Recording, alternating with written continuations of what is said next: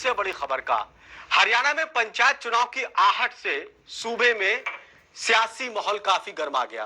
कल राज्य चुनाव आयोग चुनाव की तारीखों का ऐलान कर सकता है, जिसको लेकर सभी तैयारियां पूरी। तो दूसरी तरफ चुनावी दस्तक से सियासतदान चौकन्ने हो गए। बीजेपी कमेटी के जरिए पूरे चुनाव को साधने की कोशिश में है। पंचायत चुनाव को देखते हुए बीजेपी ने 9 मेंबर की कमेटी बनाई है। राज्य के शिक्षा मंत्री कंवरपाल गुर्जर को इस कमेटी का चेयरमैन बनाया।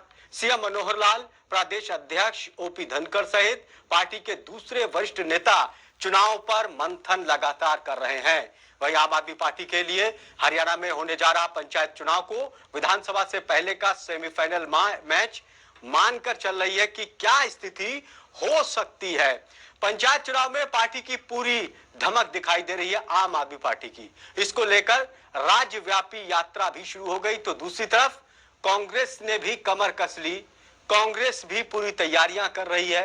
तो कांग्रेस, बीजेपी, आम आदमी पार्टी हरियाणा में होने वाले पंचायत चुनाव को बड़े गंभीरता से ले रहे हैं, क्योंकि विधानसभा चुनाव से पहले यह पंचायत चुनाव है और कहा जा रहा है कि पंचायती चुनाव के नतीजों का असर होने वाले विधानसभा चुनाव पर पड़ेगा और जो पंचायती चुनाव के नतीजे आएंगे उसको सेमीफाइनल विधानसभा चुनाव का कहा जा रहा है। और इन नतीजों का असर कार्यकर्ताओं के ऊपर, उनके मनोबल के ऊपर पड़ेगा। सत्यव्रत शास्त्री जी है, प्रवक्ता बीजेपी, हमारे साथ जुड़ गए। स्वागत है आपका जनता टीवी में। नमस्कार जी। पंचायत चुनाव को लेकर प्रशासन ने पूरी तैयारियां कर ली है, बीजेपी कितनी तैयार है? देखिए, बीजेपी तो पहले से ही रोजाना चुनाव के लिए हर समय तैयार रहती है। 24 घंटे के कार्यकर्ता और नेता भारतीय जनता पार्टी के अंदर हैं।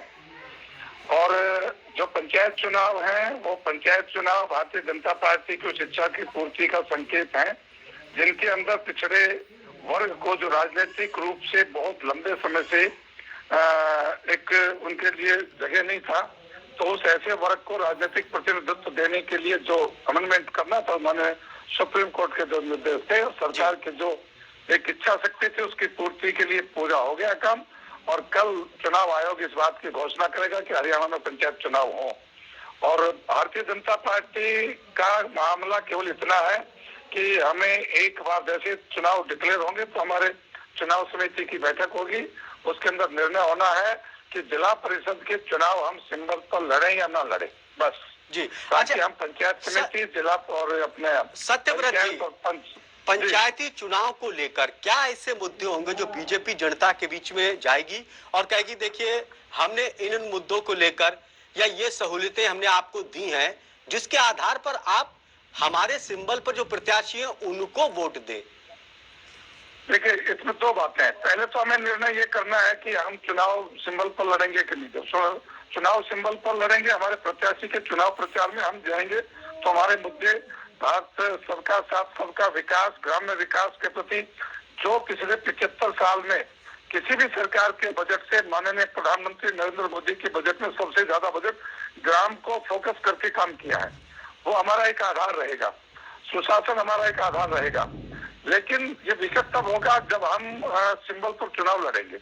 और जब सिंबल पर चुनाव नहीं लड़ेंगे तो हम अपने कार्यकर्ताओं की छवि, उनकी रणनीति और हमारा जो संगठनात्मक तंत्र को हम डेवलप कर रहे हैं, हम हर बूथ के ऊपर पन्ना प्रमुख जो तय कर रहे हैं उसकी ताकत पर हम चुनाव लड़ेंगे। चलिए, हमारे साथ सुरेश रौड़ जी है, प्रवक्ता कांग्रेस, हमारे साथ जुड़ गए। सुरेश जी, स्वागत है। पंचायत चुनाव को लेकर किस तरह से देख रही है आपकी पार्टी? कितना महत्वपूर्ण है पंचायत चुनाव कांग्रेस के लिए?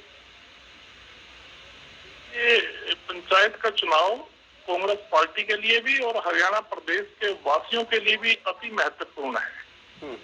और कांग्रेस पार्टी की तरफ से हम बीजेपी को या जेजेपी को भी ये पूछना चाहते हैं कि 2.5 साल से अभी तक पंचायत चुनाव में जो विलंब हुआ है इसका जवाब वो कब देंगे। और ये अभी मैं बीजेपी के साथी को ही सुन रहा था कि 71 साल में नरेंद्र मोदी जी के बारे में कह रहे थे पंचायतों में इन्होंने बड़ा बजट जारी कर दिया। पिछले 2.5 साल के बजट का हिसाब हरियाणा की 2.5 करोड़ जनता से चाहती है। वो नरेंद्र मोदी जी देंगे, मनोहर लाल खट्टर जी देंगे या दुष्यंत हम देंगे। ये बात हरियाणा भी देगा, आप देखना।